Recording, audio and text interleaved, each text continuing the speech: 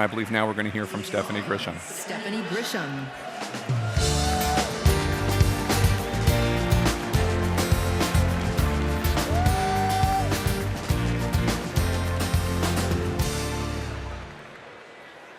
I wasn't just a Trump supporter. I was a true believer. I was one of his closest advisors. The Trump family became my family. I spent Easter, Thanksgiving, Christmas, and New Year's all at Mar-a-Lago. I saw him when the cameras were off. Behind closed doors, Trump mocks his supporters. He calls them basement dwellers. On a hospital visit one time when people were dying in the ICU, he was mad that the cameras were not watching him. He has no empathy, no morals, and no fidelity to the truth. He used to tell me, "It doesn't matter what you say, Stephanie. Say it enough and people will believe you." But it does matter. What you says matter, and what you don't say matters.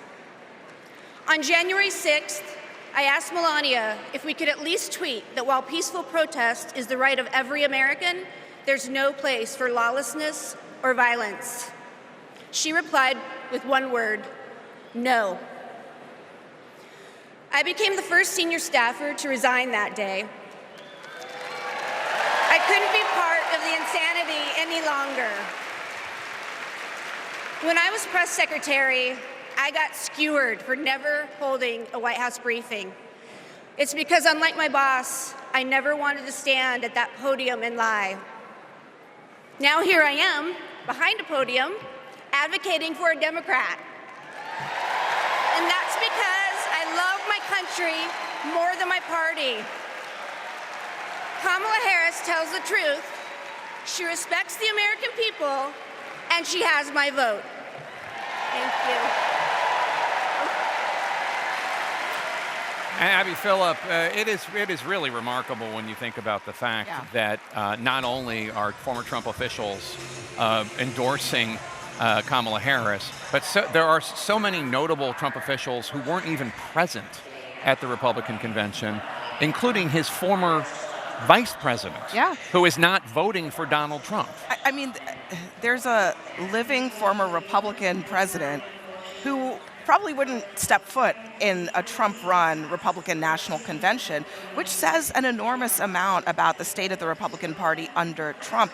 It's a party that has been split in two, and so many people like Stephanie Grisham and others, some of them broke with Trump during the Trump years, but so many of them, like her, January 6th was a moment of intense clarity about Trump's character and about who he is as a person. And that is what yesterday and today they are highlighting, because as I said to our colleague Scott Jennings this morning, Republicans want to memory hole January 6th, put it in the rearview mirror. But for all Americans, it's still a thing that happened, and this is a reminder of that. Yeah. Sarah Seidner is standing by with Stephanie Grisham, who just spoke earlier. Sarah?